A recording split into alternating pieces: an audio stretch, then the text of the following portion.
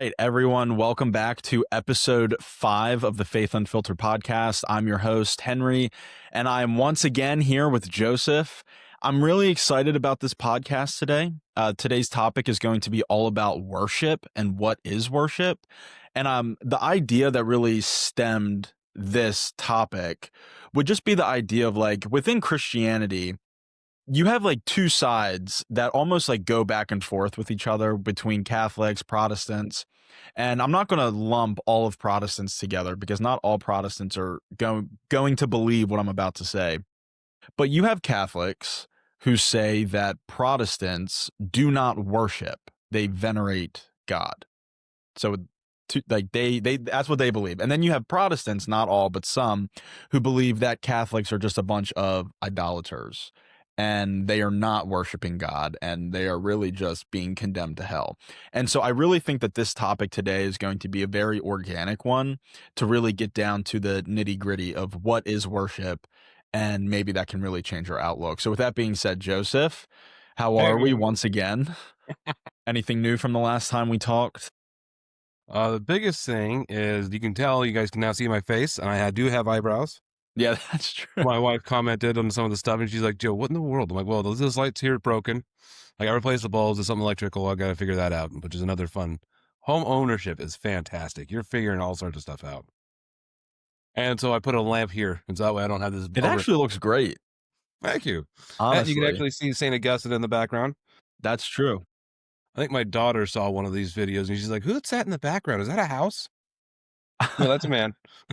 That's a man. You don't have to worry. Don't have to worry about that. A random picture of a house in the background. It's not ours. Yeah. I'm still trying to find like the right like background. I'm like right now I'm literally sitting in the middle of my living room because I have like a big bay window that's hitting me with light, and then I have the doors that go out to my deck hitting me, and then I just have a big fan light. I'm still working on That's all right. where This is my guest bedroom dash office, so Oh, yeah, perfect. quietest place in the house. Yeah, that's perfect. So, Joseph, today we're talking about the idea of worship. And I really think that this is going to be an exciting topic because, like I mentioned before, there are two sides to the coin that I mentioned. You have Catholics that say that Protestants are not worshiping God and they are solely just venerating him. And then you have Protestants, not all, but some, that think that Catholics are just a bunch of idolaters. And so I really sort of want to get down to the bottom of what is worship. Yeah. So, yeah, I figured I'd just let you take this away. Well, so worship, in a very loose definition of the term, it just means offering someone their worth, their worship. And so is that's where you can also hear like idol worship, or not idol worship, but idol is like American Idol, like movie star worship, rock star worship, Taylor Swift worship, all that stuff. And so people usually when people say I worship X, referring to a person, they're not exactly treating them. They're not claiming. They're not intending to treat them like a deity. So we can try to draw that distinction out when we talk about worship. Is what are we worshiping? Mhm. And so also the language has changed. So the language worship used to just mean that. That's why I think kings are something we call like your worship. Now you're not worshiping the king as a god. And so when you hear older texts say the word worship, it doesn't necessarily mean that that person they're referring to is a higher deity. And so this is Mhm. what, well, eventually when we get talking about Mary, when the Catholics worship Mary, they do in that older English understanding. Like Mhm. she's not God, but we are offering her her worth. However, today, when people use the word worship, it's meant primarily only for a deity. And so we would draw a distinction between what's called latria and dulia. Mhm. And so latria is worship essentially directed only to God alone. So the highest form of worship because it's directed to the highest target. Mhm. And dulia is a type of veneration, as you stated. Right. And so it's like I understand you're not God, but you are worth venerating, worth repeating, worth imitating, worth. So that's where you can see here the worthship in there. Sorry, and though that's Latin? I believe so. Yeah.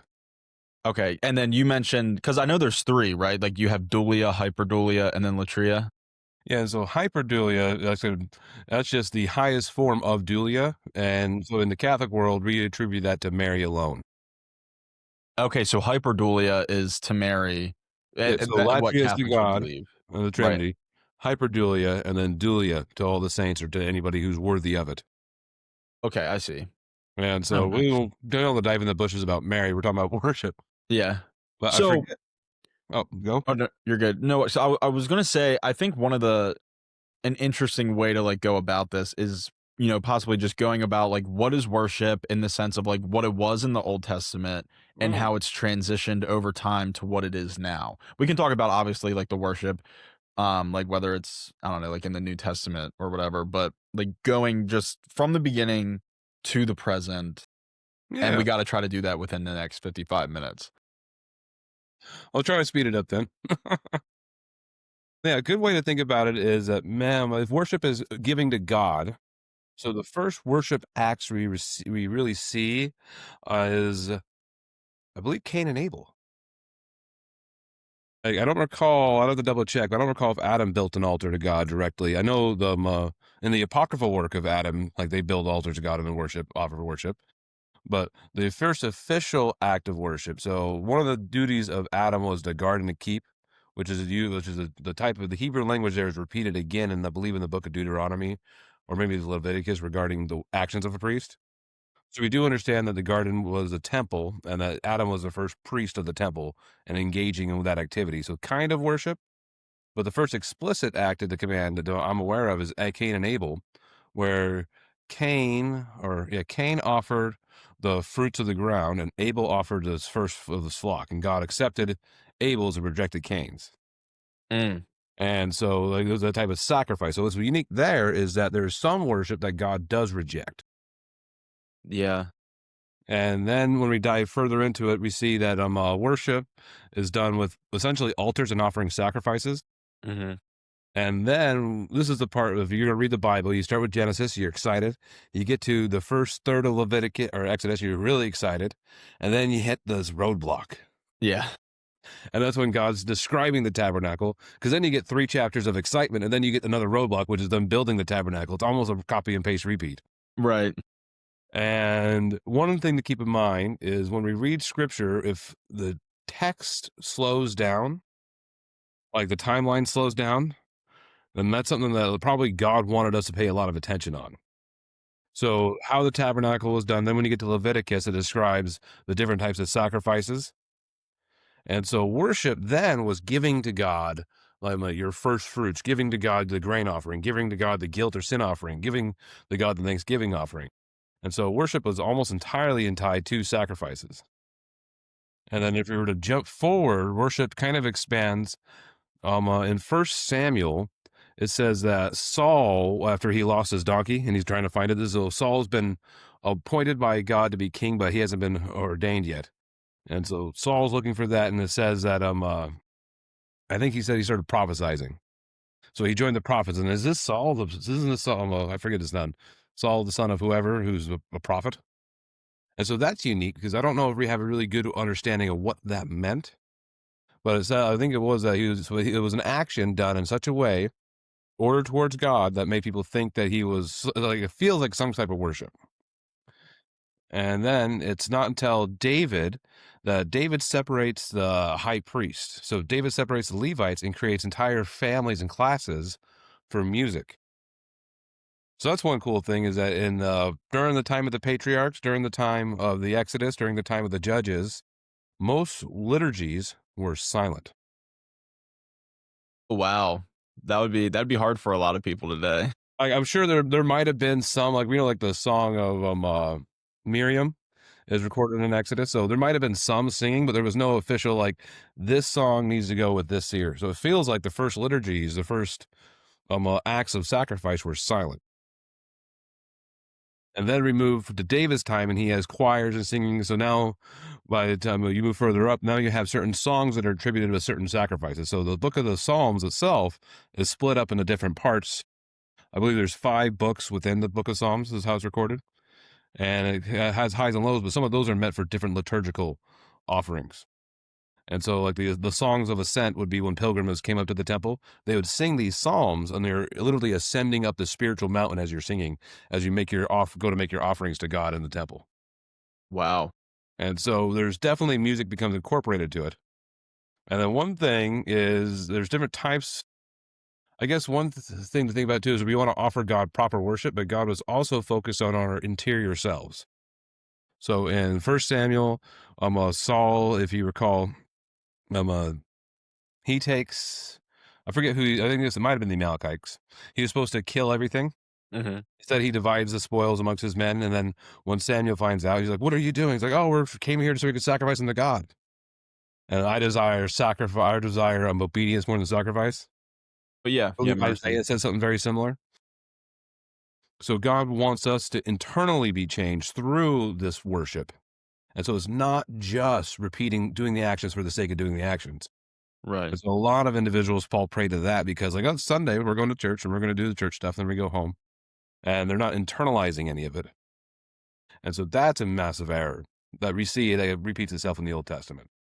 Oh, wow. Okay. So now, all right. So, all right. I got a question for you. This is good. This is All right. good. So, sort of going back to when you talked about Cain and Abel, God accepted Abel's, but he rejected Cain's, like worship in that way. Mm-hmm.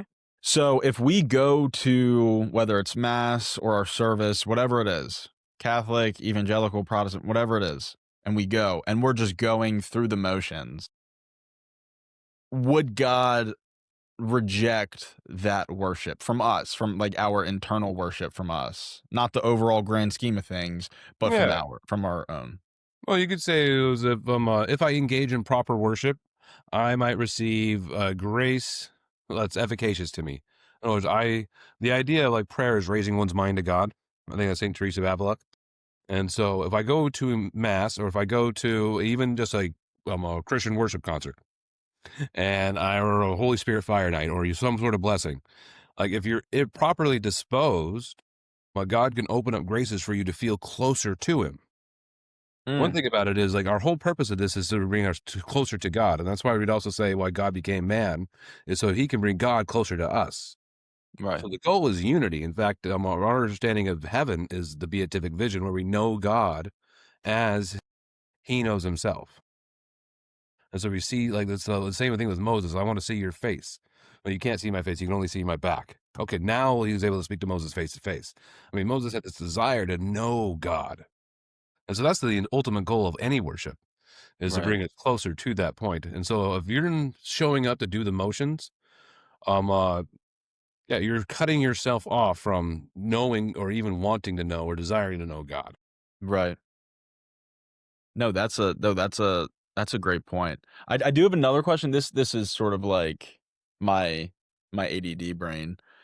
Um, in the very beginning, when Adam and Eve fell, right? So they sinned, and then God they because now that they know that they're naked, doesn't the Bible say something along the lines of like God like clothed them with like animal skin or something like that?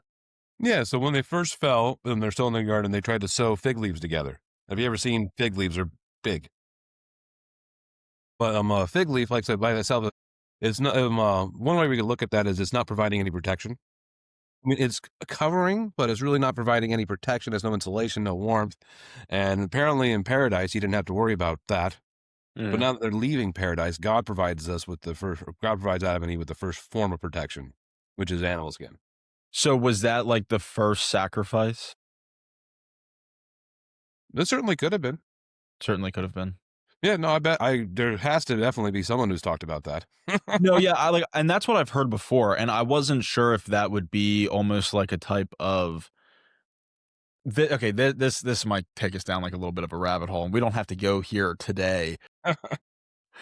But the only reason why I say that is like if God was the one who gave them the animal skin, right, to for them to then clothe themselves, would that almost get into like the idea of like the Trinity of if that was like an act of worship, would that just be like one of the members of the Trinity like worshiping another member or Is this just like a really dumb question? I have no idea. No, I don't think it's a dumb question. So to me, it feels like it would be more of a kind of like a covenant that God made. So God made Adam in his image, and so that uses covenantal relationships. Yeah. And so now that he's left, maybe the fact that he gave him clothing would be more of him renewing his covenant with Adam, saying, even though you're fallen, I'm still going to take care of you. Trust me. Okay.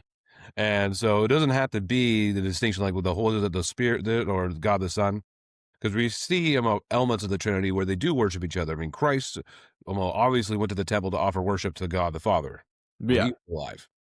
And so there is some of that balance there. Okay. Interesting. Yeah, I Interesting. would probably think of that more like God saying, I'm still going to take care of you guys. Okay. All right. No, that definitely helps out a lot. I know that was definitely like a confusing question that I probably just asked too, but like it makes sense in my Okay. head, but it's just like vomiting out of my mouth. That's I what just it's can't for. like word it. That's funny. No, okay, so I guess like getting back into the topic of, well, I guess we've been on topic, but just the idea of worship from the Old Testament and transitioning now more so. Like what would you like I feel like there's so many different types, and I honestly don't even know where to start. Um so what would you say, like, do we see worship like change in itself within the Old Testament? Just within the Old Testament? Oh, yeah. Like I said, so it also depends on what you mean, like I said, by worship. So just the addition of music I mentioned is definitely a change in the structure of worship. Right. When the temple was destroyed, um, yeah, worship becomes more of a private affair, like I said, with ethical purposes, like you have to truly love and obey God. Mhm. And so there's definitely an ethical or a personal component of worship. So worship can be kind of done anywhere, but I would call it like a tier system. So the first tier of worship is prayer, which can be done anywhere. The second tier of worship is praise, which is slightly different from prayer. And praise can be done in group, and it can also be done pretty much anywhere, but it's most appropriately near places of organs, places of congregations. And so a good example of that is the old rabbis would talk about, uh, yeah, I think it was the old scribes, if I recall. If any two or three of us are gathered to read the Torah, read the law, the Shekinah, the glory cloud is with them. Which is a fun fact. If you didn't realize that when Christ said, "When two or three of you gather together in my name," Mhm. he's actually proclaiming himself God in that action. Well, that's cool. I And did so not know that is that. an ancient Hebrew way of saying, "I am God. I am the glory cloud. My glory will be with you if two or three of you will pray get together in my name." That's And so that's just crazy. a fun, cool fact.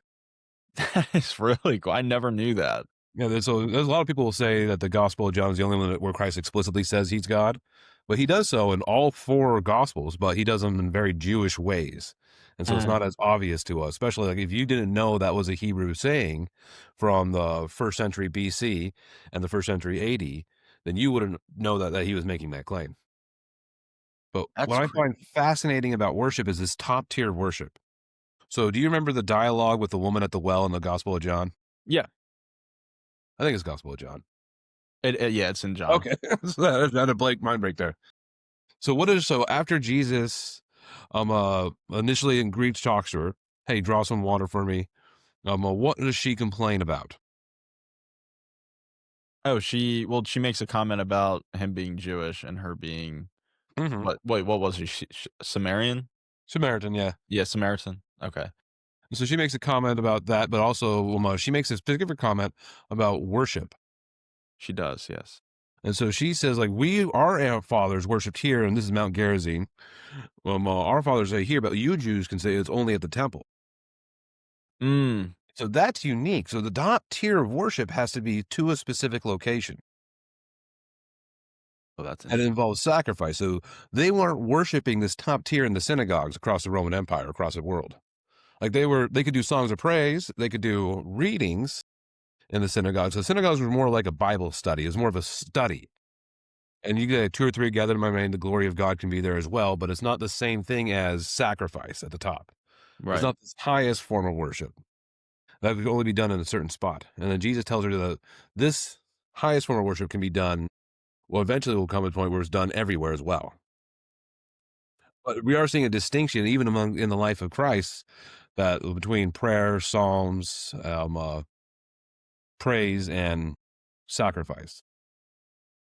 That's interesting. Yeah, I honestly, I never thought of it like that. And then what's also wild is after the time of Christ, so all Christians agree that Christ was the last true sacrifice. Yep. Now, what's wild is if you really want to wrestle with that, was that most, if not all, the apostles continued to offer sacrifices in the temple after the time of Christ, after he died, and they were leading the church.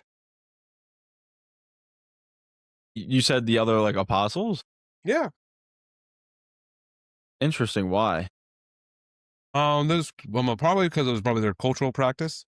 And they also genuinely thought they were offering to God. So they're still offering to God through these animal sacrifices. Like they didn't just say, hey, no more animal sacrifices. Right. I mean, Paul talks like, I really want to get home to the Passover with you guys. James, the brother of Jesus, who was the first bishop of Jerusalem, was said to be one of the most pious individuals ever. He was actually said he prayed so often he had camel knees because his knees were building up with so much calluses. But he never missed a sacrifice. Like he was unblameable before God. And Paul also used the word like, "Am I unworthy?" Like when it comes to the Jewish stance, like when it comes to the stances of the Pharisees, am I blamable? Is there anything you can doubt me on? And the answer is no. They're like, okay, yeah, he's solid.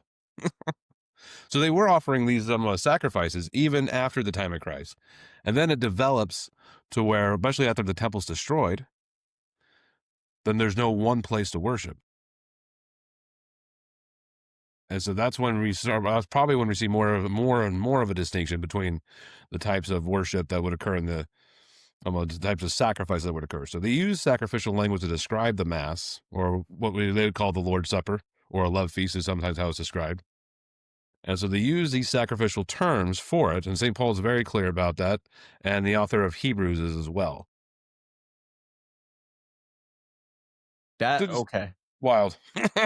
So, I mean, and I guess like if I put my like I guess if I were to put myself or try to put myself in the apostles' shoes like at that time, and like I knew Jesus, he was crucified, I saw him resurrected. Yeah, that would be like a little odd to just be like, all right, like I don't need to sacrifice anything anymore. Yeah, like I could definitely understand like that being just solely like a cultural Cultural thing. thing, and they have like especially when talking about the Judaizers, people who thought you had to take on all the Jewish forms and customs.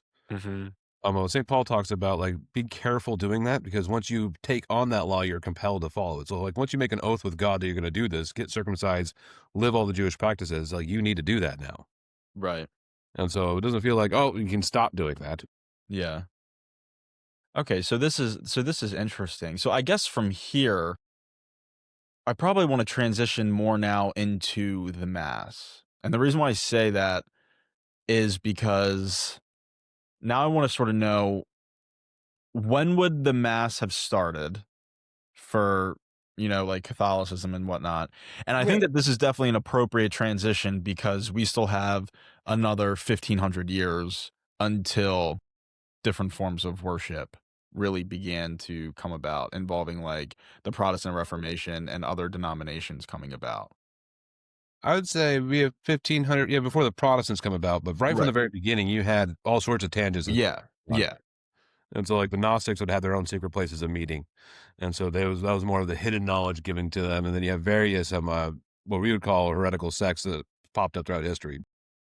Oh, well, we can talk about that too. I mean, that sounds fascinating. And so I guess the one big question we need to ask ourselves is in the Bible, it's very clear that sacrifice in the proper place with the proper ritual, and that's why so much of is dedicated to that. I mean, there's a reason why we have the book of Leviticus. Hmm.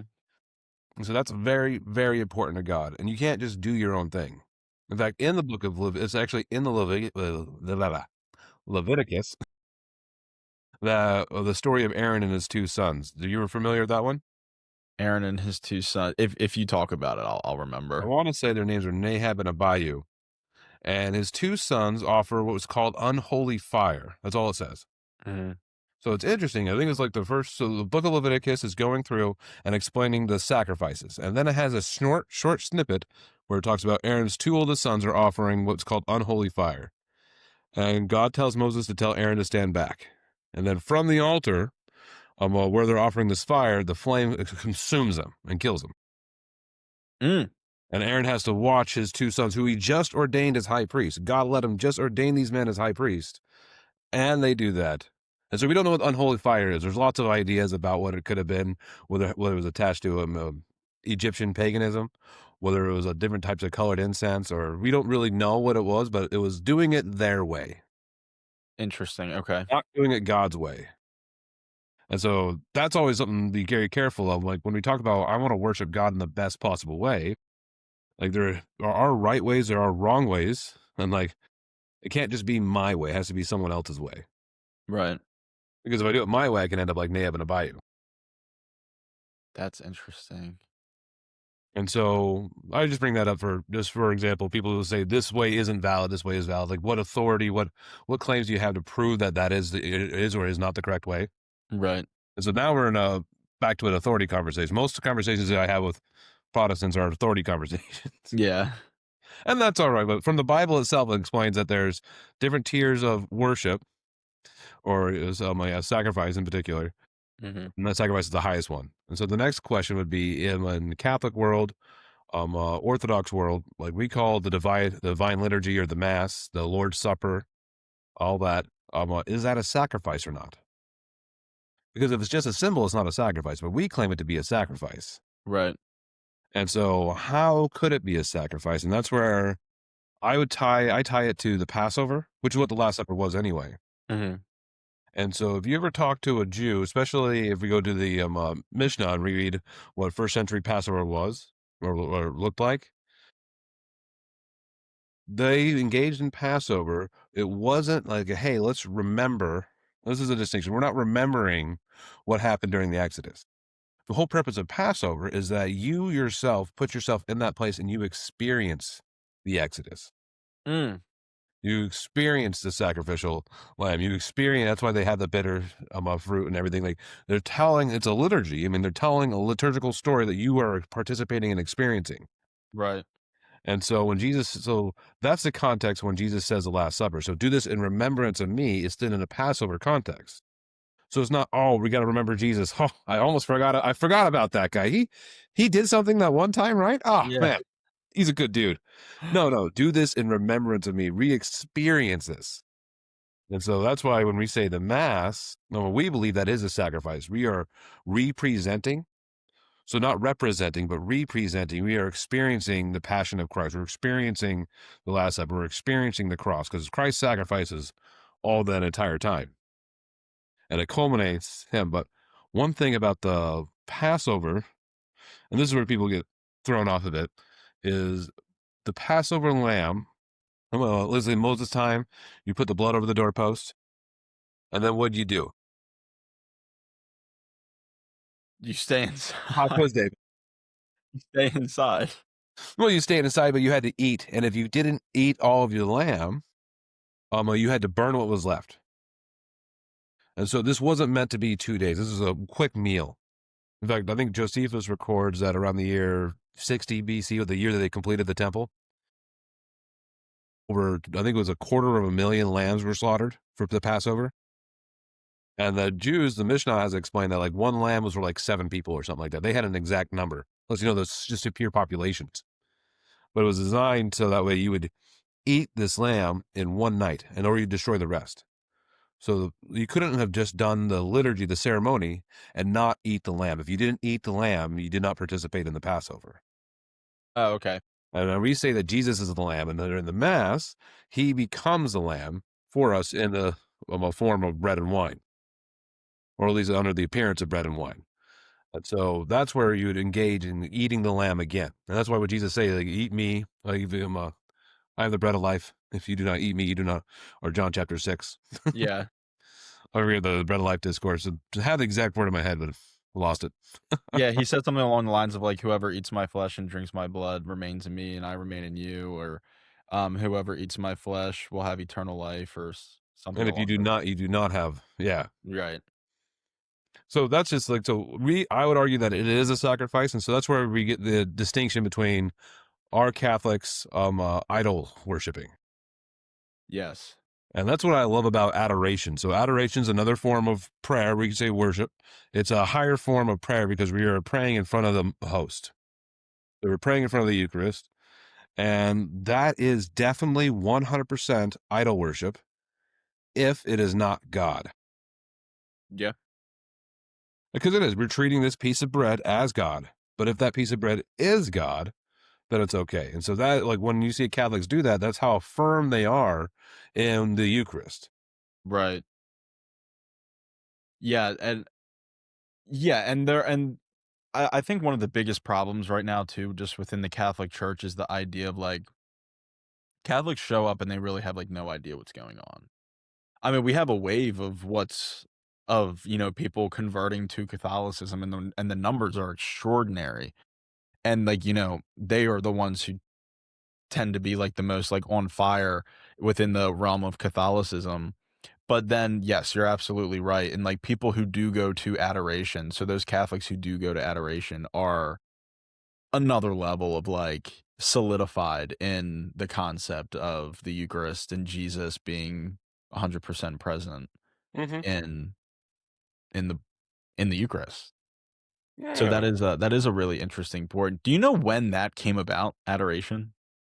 Adoration, if I recall, well, there's a book called Hidden Manna, and it's a history of how the Eucharist is understanding developed. And I want to say that we saw signs of adoration. So Saint Basil the Great did something similar. So it wasn't the adoration we know today. So Basil the Great, he's one of the defenders of the Nicene uh, Council, Mhm. and so he's one of the Cappadocian Fathers. And so he would take a piece of the Eucharist and put it inside a dove and hang that over the altar.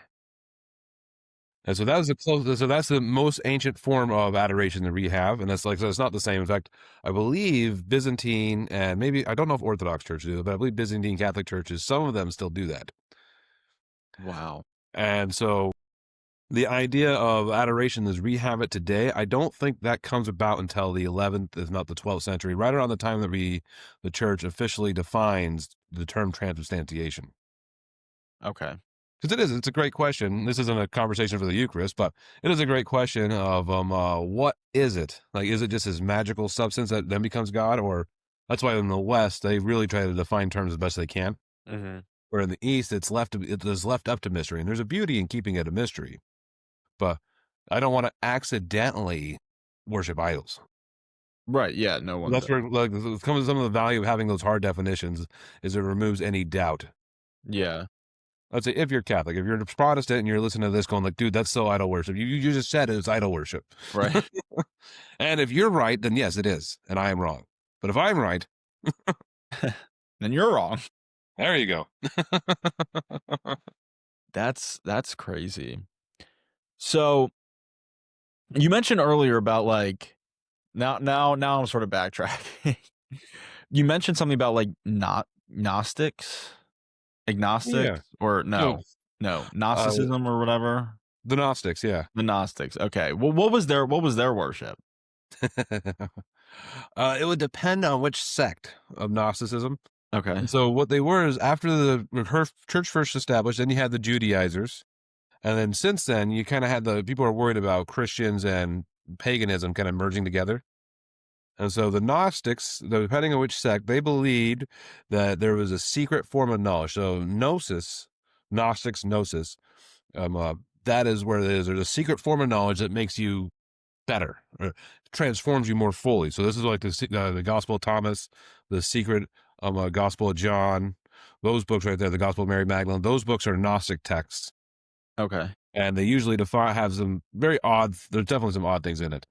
And so a lot of these guys would go to Catholic or Christian worship services. So they go to mass and they would recruit from there, but they would have these private meetings where they would read these secret things and they would bring them into the true gnosis, true knowing.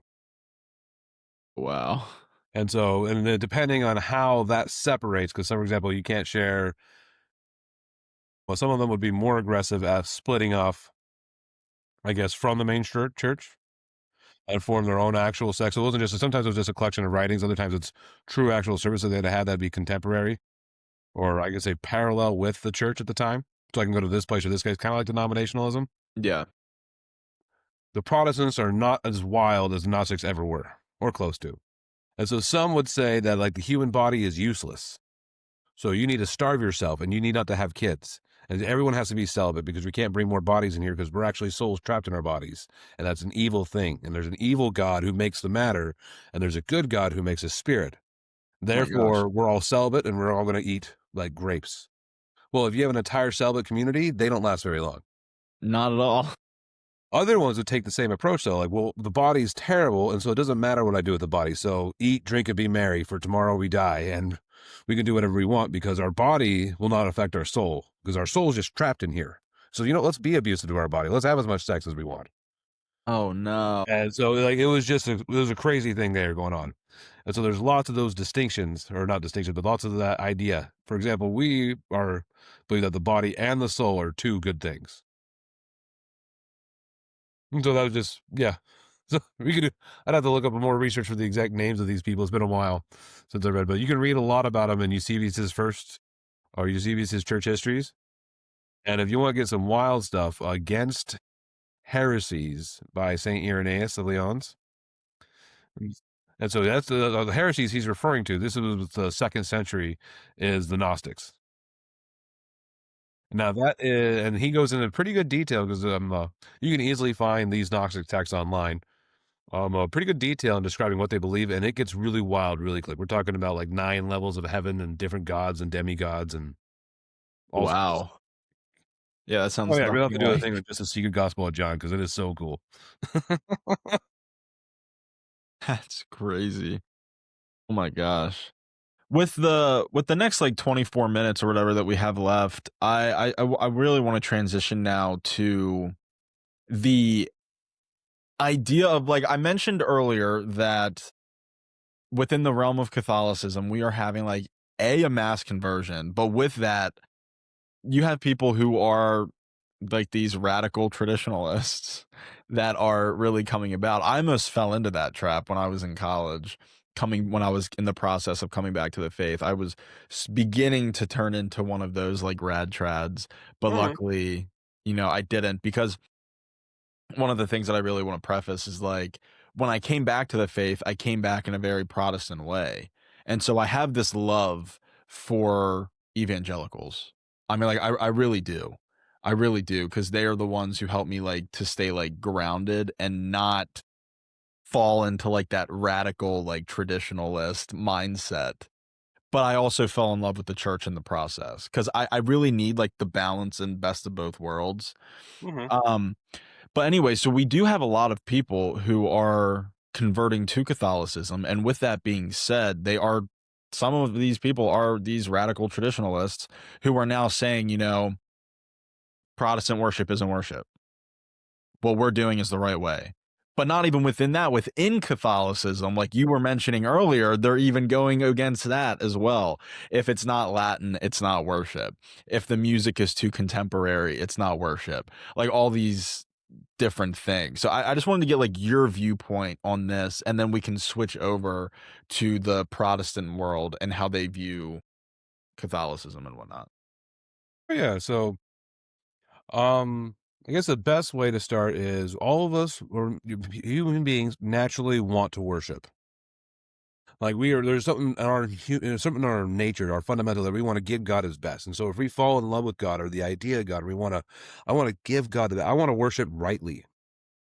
And so, what is the most right way to worship? Now we start developing into liturgical preferences. And that's what I call them a preferences. But since people naturally are very tribal, my preference has to be the most right way to worship. Oh, that makes sense. And so and people get very defensive about it.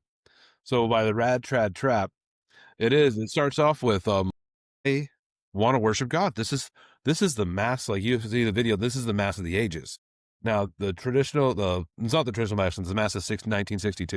The Latin mass has changed quite a bit over the centuries. Mhm. It's still fundamentally the same. So what makes it a mass is still there, but the different types of songs, the altar rails, the presence, of the prayers, the scripture, all those things have slowly, organically developed, and sometimes quite forcefully too. So that's another thing, is like they felt that the Second Vatican Council called for a new mass or new missal, and then that was forced upon everybody. And to a degree, it absolutely was.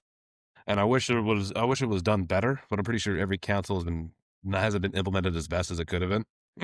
Yeah. But and so if I am, and I guess you could say it's also just there's a sad reality that there's a lot of unfortunate, poorly done masses where it feels like even the pastor himself is just going through the motions.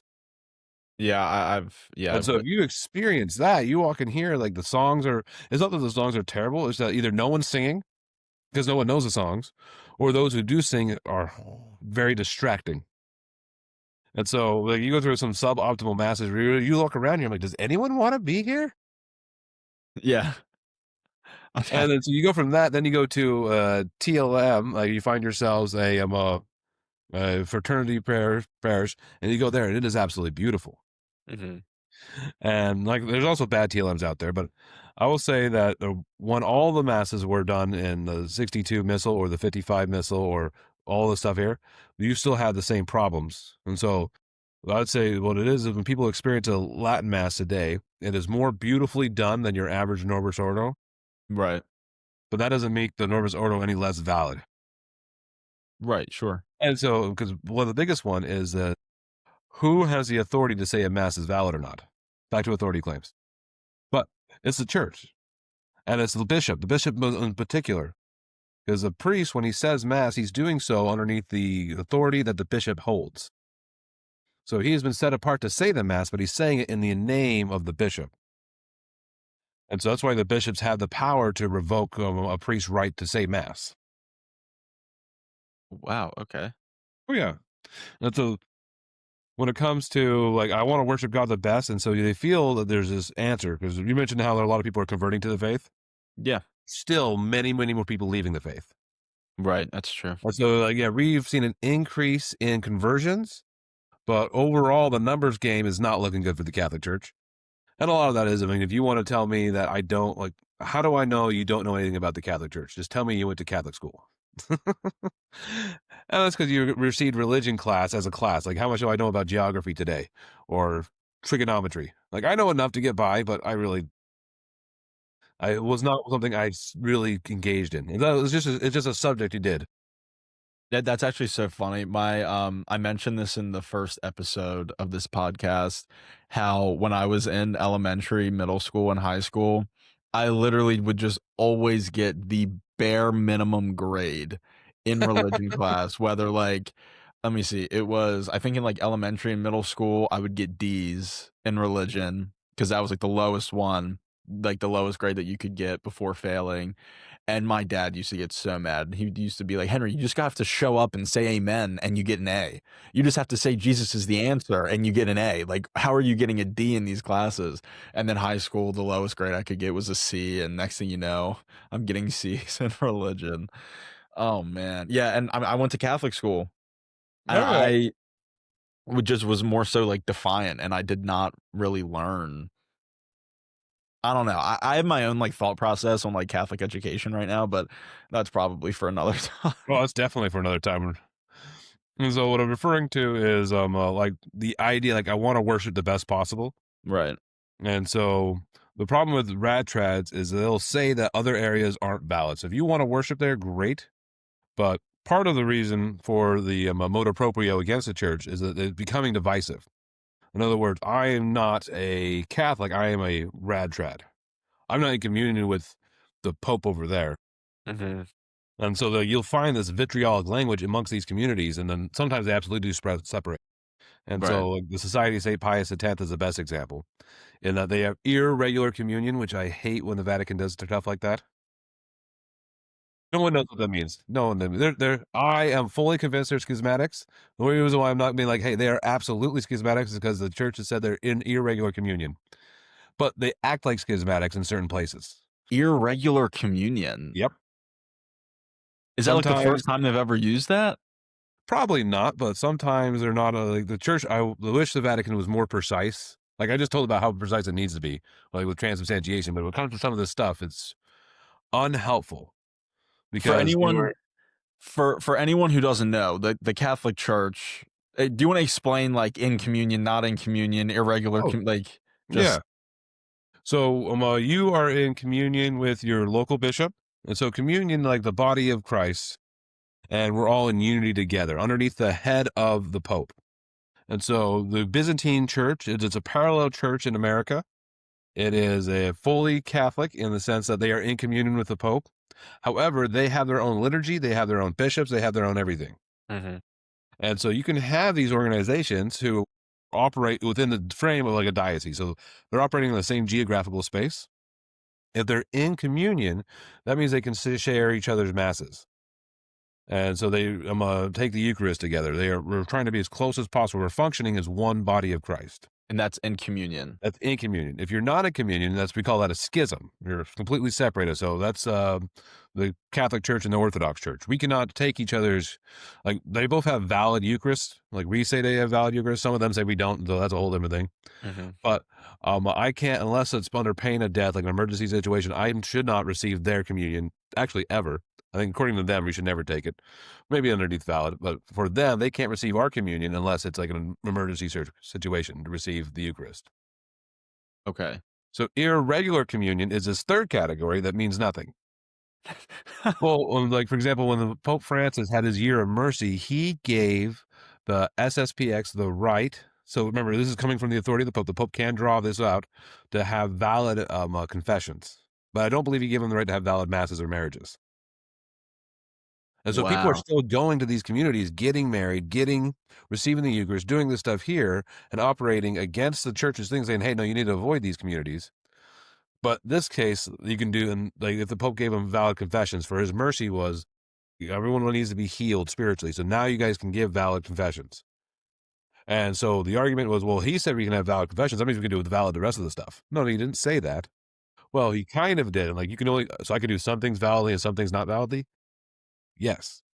And that got very, like I said, people get very confusing, very vitriolic, especially because the whole purpose of the SSPX was a response to John Paul II and Archbishop Lefebvre. That's crazy. Who excommunicated himself by ordaining people outside of communion of Rome. So they originally out of communion, they split, and then I think it was Pope Benedict XVI lifted the excommunications of the 4 bishops that Lefebvre ordained. Uh-huh. But he didn't lift the excommunication of Lefebvre, and so that brought them in this irregular communion.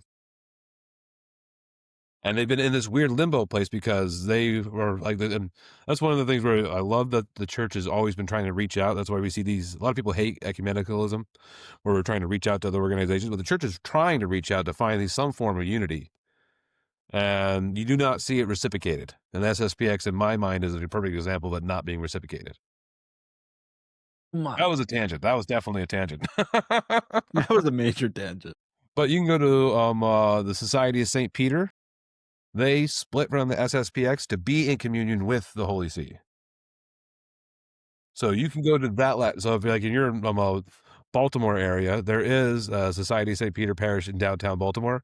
You can go there. It's beautiful. I think the building needs a lot of work, but it is an absolute beautiful mess, and they do a very good job. Wow. And you can participate in there. So you can still go to the Latin Mass in some areas. Well, yeah, that is something that one day I would like to definitely experience. I definitely think that that's something that I need to experience at least once. You said that there was a point where you almost fell into the rad trap. Absolutely. I want to worship God the best I can. So I joined the church in 2018. So March of 2018, I get baptized, I get confirmed, I get my first communion. I am just on fire for learning everything. And then I received this book called Infiltration by Taylor Marshall. And so I received that because I was like, hey, you can handle this. And that happened to coincide when you had the Archbishop McCarrick scandal. Wait, and then you had the Archbishop McCarrick, or Cardinal McCarrick? Cardinal McCarrick, sorry. I was thinking Archbishop being, Cardinal McCarrick. He was in charge of, I think, just Washington, the Diocese of Washington, and he would have sex with seminarians, lots of seminarians. Oh wow, okay. And he had like private accounts and money, and it was a big scandal because seminarians were starting to come out, being like, oh yeah, he would take us to his beach and he'd invite 5 of us, but he only had 4 beds, so 2 of us would sleep with him, and he'd fondle us. Right. And the church tried to cover that up, and I won't say the church tried to cover it up. definitely swept it under the rug. It was brought to some people. The person in charge of investigating didn't investigate, which is funny because the person in charge of investigating, and Pope Benedict XVI, I think, informed him, and same with Pope Francis, saying, hey, you need to follow up on this.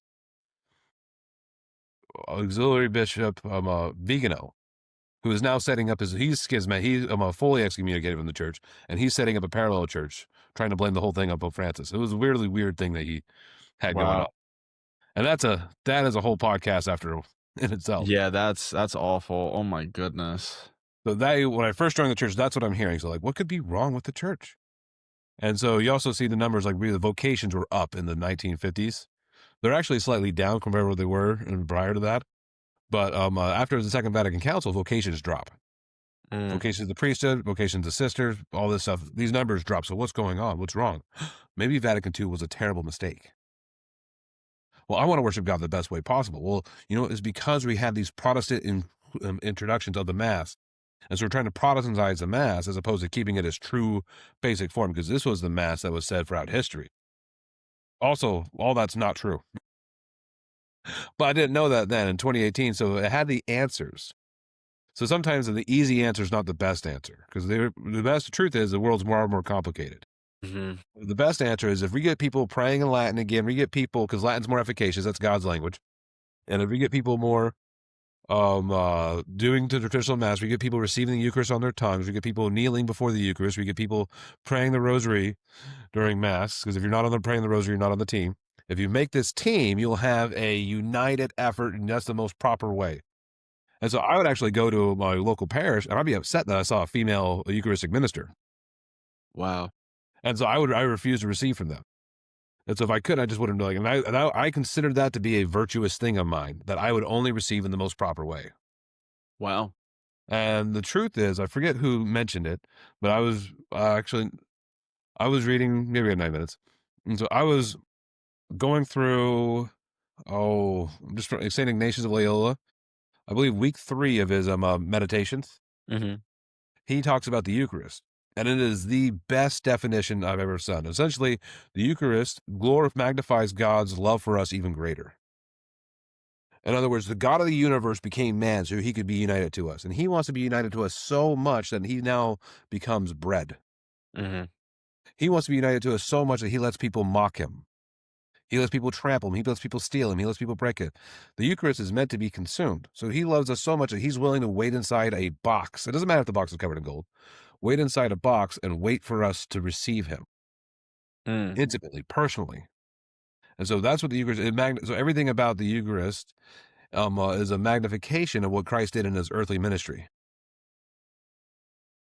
And so God is willing to make himself not just man, not just be, like we just had Christmas, not just be born in a barn.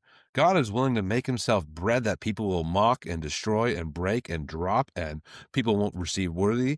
God's willing to do all this stuff because he wants to be with you.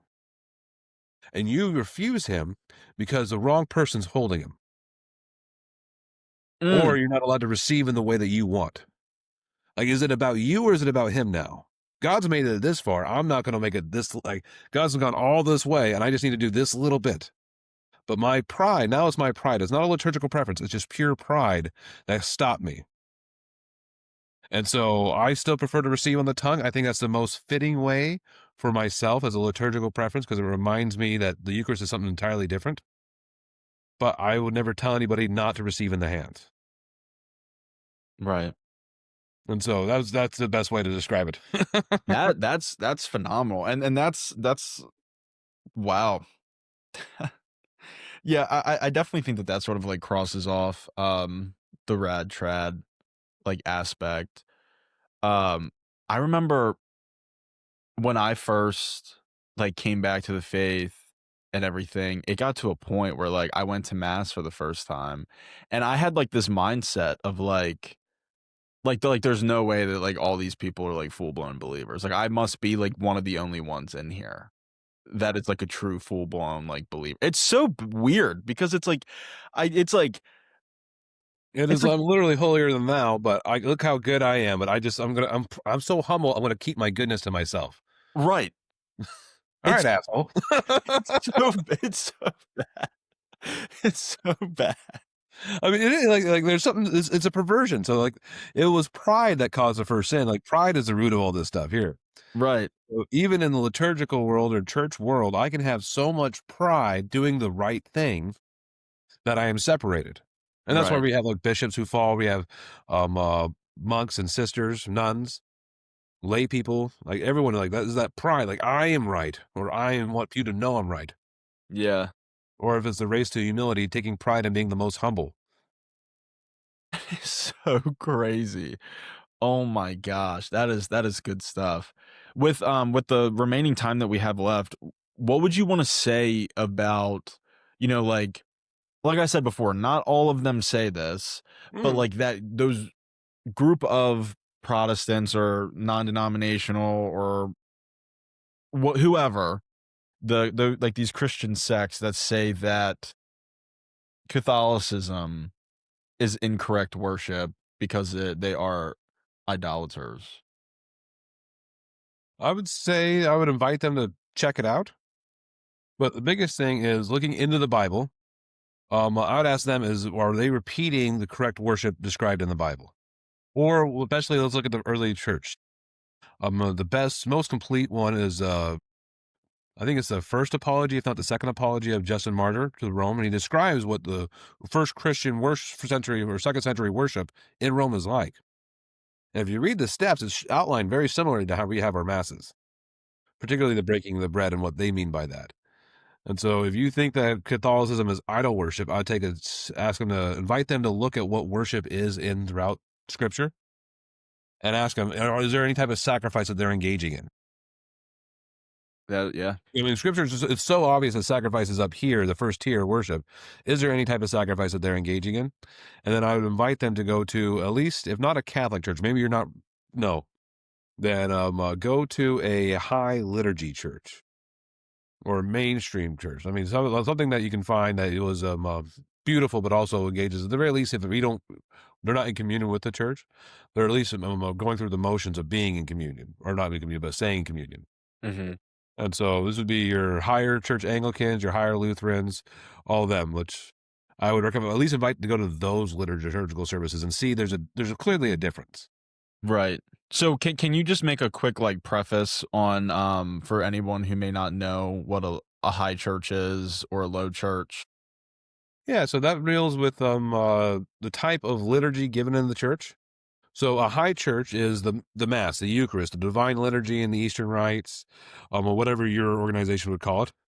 Mhm. And so they typically, and I'd say that they that's their part of their regular service. So it's not something they do every now and then. It's not passing out, sorry, little things. But a high church is, or you could even say like one of the mainstream churches, which are the mainstreams that broke off from the Catholic Church. And then a low church is the less informal. And so, like, Okay. this is a high church with lots of liturgies, with lots of rites, certain rituals that need to be done. A low church is more informal. So those are more your evangelical, those are more your Baptist churches. They might say communion or what they call communion like once a quarter. Mhm. But for the most part, the church experience is a Bible study with music, Okay. very low as opposed to the worship that we're referring to. Okay. No, that's yeah, that's good to know. That's good to know. Yeah, the idea and the concept of worship is definitely very fascinating to me. And I'm definitely happy that we were able to talk about this, and I'm sure that at some point in the future we'll be able to talk about it again. Um, just because there is so much that like you can't really just unpack within an hour. Oh yeah. And yeah, that is a lot of good stuff. Joseph, I want to thank you for allowing me to constantly pull you on for the podcast. I say I've said it before, but I'll say it again. I just love like your mind and like the intellectual aspect, and you're a walking Wikipedia page for me. So I really appreciate that. So Joseph, I thank you for joining us again for the fifth episode of the Faith Unfiltered podcast, and we will be excited to have you on again. Sounds great. Enjoy. Thanks, Joseph.